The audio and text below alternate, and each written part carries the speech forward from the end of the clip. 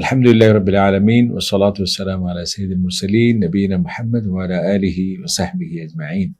সুপ্রিয় দর্শক শ্রোতা, জীবনের আলো তাফসীরুল কোরআনের এই প্রোগ্রামে আমরা আপনাদের সকলকে স্বাগত জানাচ্ছি। আহলান ওয়া সাহলান, মারহাবান বিকুম।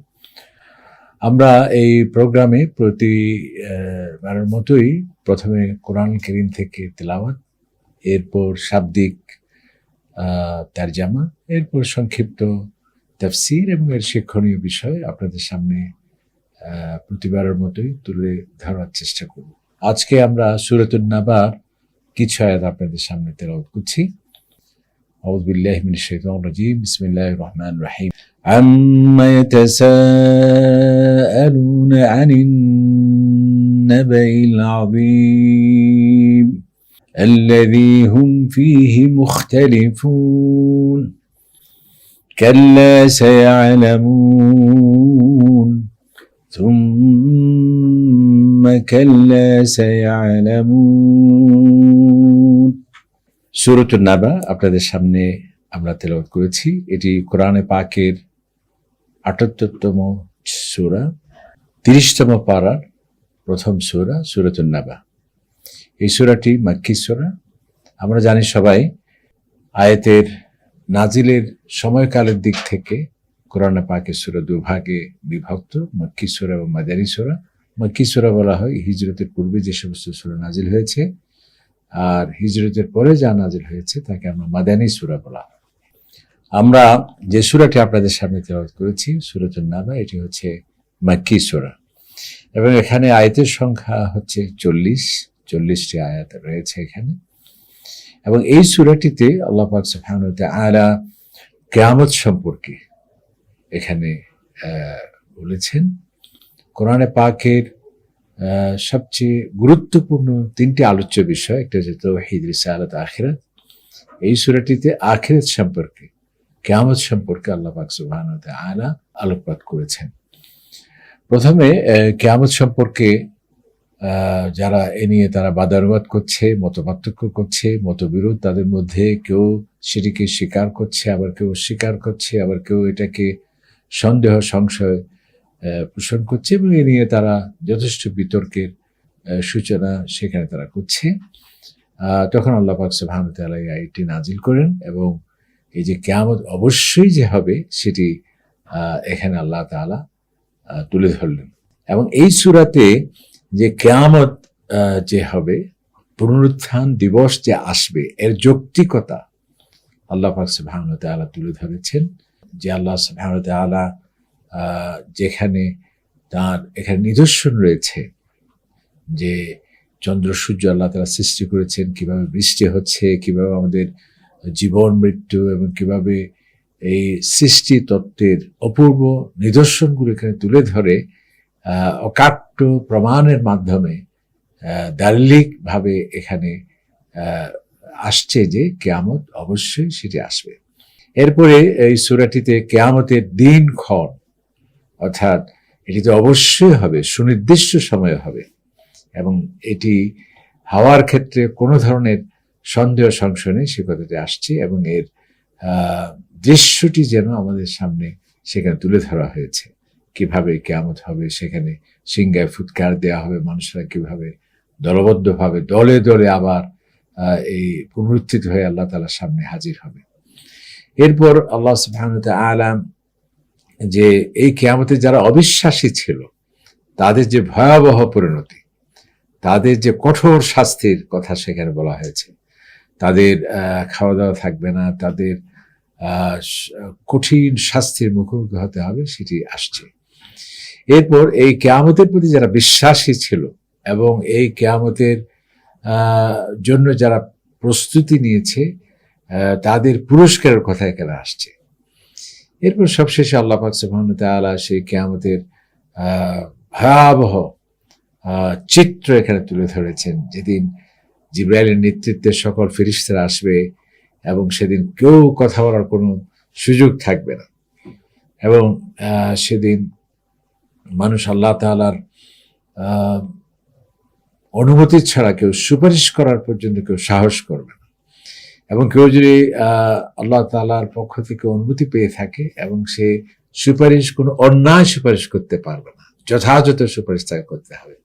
এবং সবশেষে আল্লাহ তাআলা এই কিয়ামত সম্পর্কে আবার আমাদেরকে সতর্ক করেছেন যে দেখো এই কিয়ামত আসছে খুব ঘনীভূত, এবং এটির জন্য তোমরা প্রাক প্রস্তুতি গ্রহণ করো। এবং যেদিন মানুষ যারা অবিশ্বাসী ছিল তারা কিয়ামতের এই ভয়াবহতা দেখে এবং জাহান্নামের সেই ফায়সালা চূড়ান্ত সিদ্ধান্ত জেনে তখন তারা আফসোস করে বলবে, আহারে আজকে যদি আমরা মানুষ নয় মাটি হতাম তাহলে আমরা এই আযাব থেকে বেঁচে যেতাম। এই জিনিসগুলো এই সূরার মধ্যে আসছে। তাহলে আমরা প্রথমে সূরাতুন নাবার আলোচ্য বিষয়গুলো আপনাদের সামনে একটু সংক্ষিপ্তভাবে তুলে ধরেছি। এখন আমরা একটু সংক্ষিপ্ত তরজমাটা আপনাদের সামনে তুলে ধরতে চাই।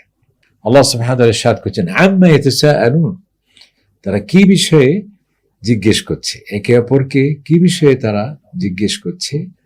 আনিন নাবাইল আযীম, তারা বিশাল সংবাদ, গুরুত্বপূর্ণ ঘটনা এবং এই বিশাল সংবাদ অর্থাৎ কিয়ামত সম্পর্কে তারা একে অপরকে জিজ্ঞাসা করছে, বাদানুবাদ করছে, তর্ক করছে। আল্লাযী হুম ফীহি মুখতালিফুন, এবং যে কিয়ামতের বা পুনরুত্থান দিবসের হওয়া না হওয়া নিয়ে তারা মতবিরোধ করছে, তারা মতানৈক্যের মধ্যে আছে। কাল্লা, কখনো না, তাদের এই ধারণা সঠিক নয়। সায়ালামুন, শীঘ্রই তারা জানবে এর সত্যতা, এবং এটি যে অবশ্যই তাদের কাছে আসছে সেটি তারা জানবে। আবার বলছেন সুম্মা, অতঃপর, কাল্লা, তাদের এই ধারণা, তাদের এই সন্দেহ, তাদের এই অবাস্তব ধারণা সেটি কখনোই নয়। সায়ালামুন, এবং কিয়ামত সম্পর্কে তারা শীঘ্রই তারা জানতে পারবে। এটি হচ্ছে আমরা যে এই 4টি আয়াত আপনাদের সামনে তুলে ধরেছি এর সংক্ষিপ্ত বা সহজ সরল অনুবাদ। এখন যদি আমরা একটু শব্দে শব্দে অনুবাদ করার চেষ্টা করি তাহলে কোরআন শরীফের অর্থ বুঝতে আমাদের সহায়ক হবে। আম্মা আন আইয়ি শাইইন, মানে কি ব্যাপারে। আন মানে থেকে, মা মানে এটা প্রশ্নবোধক চিহ্ন। আরবিতে মা, এটা আরবি আলিফ সহ থাকে, কিন্তু যখন এটি আন বা মিন বা হরফে জার যেটাকে আমরা বলি সেটি আসলে কিন্তু আলিফটা পড়ে যায়। আম্মা মানে কি ব্যাপারে। ইয়াতাসাআলুন, তারা পরস্পরকে জিজ্ঞাসা করছে। আন মানে ব্যাপারে বা বিষয়ে। আর নাবা, নাবা বলা হয় সংবাদ, ঘটনা, সংবাদটাই উত্তম। আল আযীম মানে মহান, বিশাল।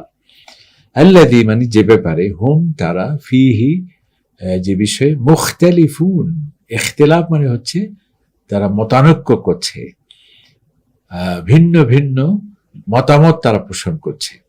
কাল্লা, কখনো না, অর্থাৎ যেই ধারণা তারা করছে সেটি সঠিক নয়, সেটি বাস্তব নয়।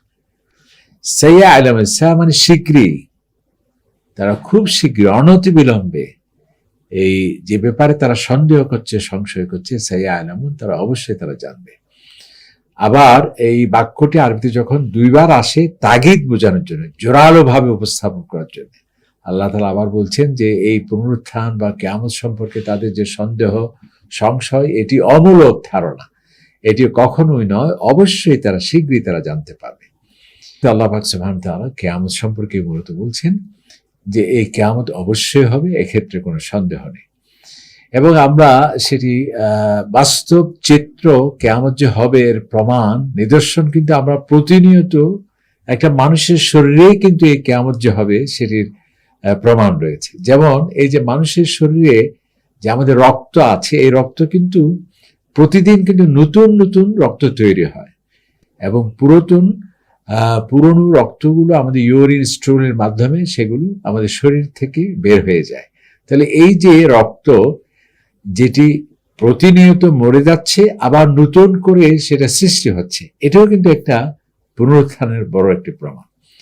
এরপর এই যে আমাদের মাথায় যে চুল আছে, এই চুল কিন্তু প্রতিনিয়ত ঝরছে, ছিঁড়ে পড়ে যাচ্ছে, আবার নতুন করে সৃষ্টি হচ্ছে। এমনকি আমাদের শরীরে যে এই যে লোম আছে অসংখ্য, এগুলো কিন্তু প্রতিনিয়ত আমরা যখন গোসল করি বা ওযু করি বা যখন একটু আমরা চুলকিয়ে থাকি, অহরহ কিন্তু ঝরে যায়, আবার নতুন করে এই লোম সৃষ্টি হয়।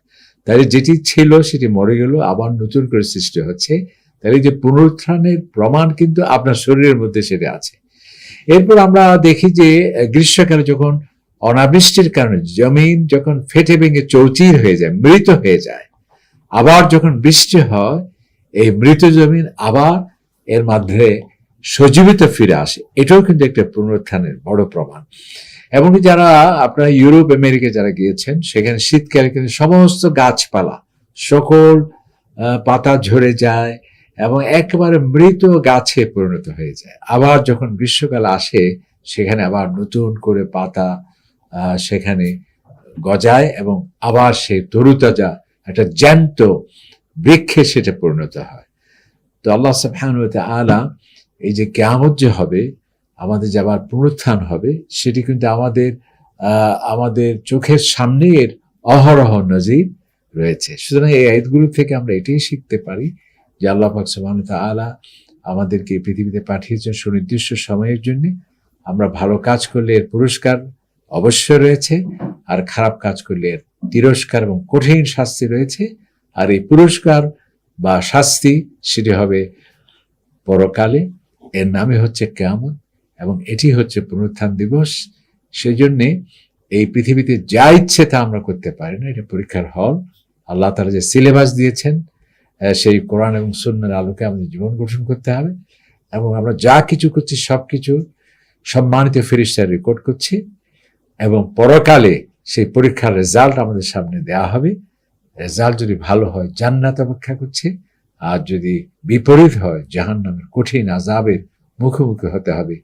এই আয়াত থেকে এই শিক্ষায় আমরা পেয়ে থাকি যে এই দুনিয়ায় আমাদের আসল জীবন নয়, আমাদের অনন্তকাল জীবন রয়েছে, সেটি পরকাল, এবং এর জন্য আমাদের প্রস্তুতি নিতে হবে। আল্লাহ তাআলা আমাদেরকে তৌফিক দিন, আমিন। আসসালামু আলাইকুম ওয়া রাহমাতুল্লাহি ওয়া বারাকাতুহু। ذلك الكتاب لا ريب فيه هدى للمتقين